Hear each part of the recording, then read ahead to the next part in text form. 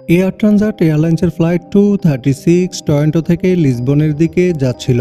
এই প্লেন মধ্যরাতে আটলান্টিক মহাসাগরের মাঝামাঝি ৩৯,০০০ ফুট উপরে চলছিল। সবকিছু নর্মাল ফ্লাইটের মতো চলছিল, আর এখানে কিছুই অস্বাভাবিক ছিল না। তবে প্লেনে এমন এক জিনিস ছিল যা কিছু সময়ের মধ্যেই সমস্ত সিচুয়েশনকে বদলে দিতে চলেছিল।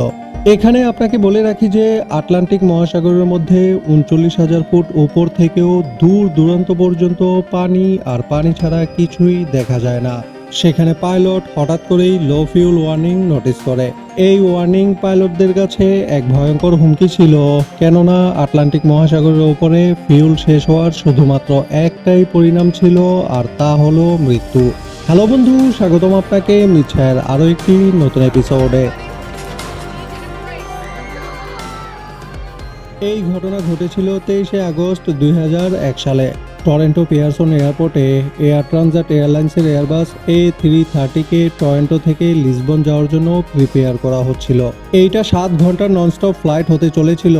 এই জন্য এই প্লেনে 48 মেট্রিক টন ফিউল লোড করা হয় এবং প্রয়োজনীয় সবকিছু প্রস্তুত করার পর প্লেনে বোর্ডিং প্রসেস শুরু করা হয়। ফ্লাইট 236-এ 293 জন প্যাসেঞ্জার্স এবং 2 জন পাইলট সহ 13 জন ক্রু মেম্বার উঠেছিল। ফ্লাইট ক্যাপ্টেন 48 বছর বয়সী রবার্ট পিসে ছিল, যার 16,000 ঘন্টা প্লেন চালানোর এক্সপিরিয়েন্স ছিল। সাথে সাথে ফার্স্ট অফিসার 28 বছর বয়সী ডার্ক ডিজিগার ছিল এবং তারও 5,000 ঘন্টার এক্সপিরিয়েন্স ছিল, যার মধ্যে 400 ঘন্টা সে সেম এই প্লেনই ফ্লাই করেছিল। যদি প্লেনের কথা বলা হয় তো এই প্লেন ওই সময়ের এয়ারবাসের লেটেস্ট মডেল ছিল, যা শুধুমাত্র 2 বছর আগেই লঞ্চ করা হয়েছিল। সব মিলিয়ে বলা হলে না পাইলটের কোনো এক্সপিরিয়েন্সের অভাব ছিল, না প্লেনে কোনো রকমের ফল্ট ছিল। সমস্ত ফ্লাইট চেকস কমপ্লিট করার পর পাইলট এটিসি থেকে পারমিশন নিয়ে প্লেনকে টেক অফ করে নেয়। টেক অফ করার পর পাইলট প্লেনকে টরন্টো থেকে আটলান্টিক মহাসাগরের ওপর দিয়ে লিসবনের দিকে রুট করে নেয়।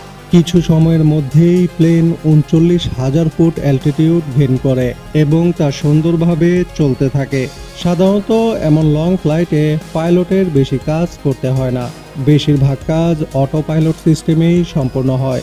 পাইলট শুধুমাত্র সিচুয়েশনকে মনিটরিং করে থাকে এবং কন্ট্রোল টাওয়ারকে নিজেদের লোকেশন ও অন্যান্য সমস্ত আপডেটসগুলো জানাতে থাকে।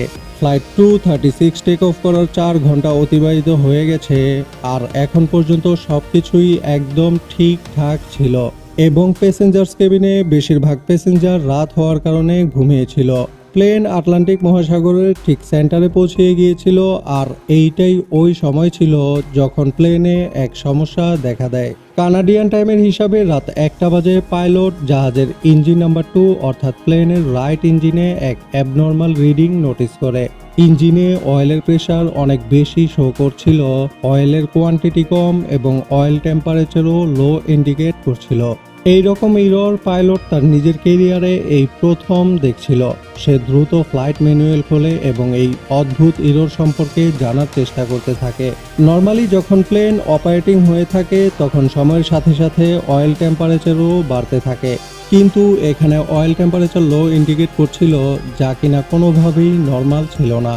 তারা ফ্লাইট ম্যানুয়ালে এইরকম ইরর সম্পর্কে কোনো রকমের ইনফরমেশন পায় না। পাইলট কানাডার এয়ার ট্রানজাটের মেইনটেনেন্স ইউনিটের সাথে কন্ট্যাক্ট করে তাদেরকে এই ইরর সম্পর্কে জিজ্ঞাসা করে।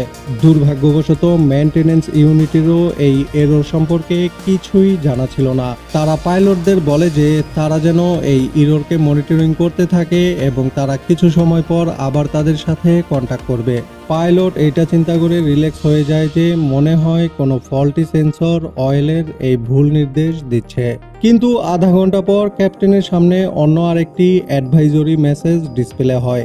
এই মেসেজ অয়েল রিলেটেড ছিল না, বরং ফিউল রিলেটেড ছিল।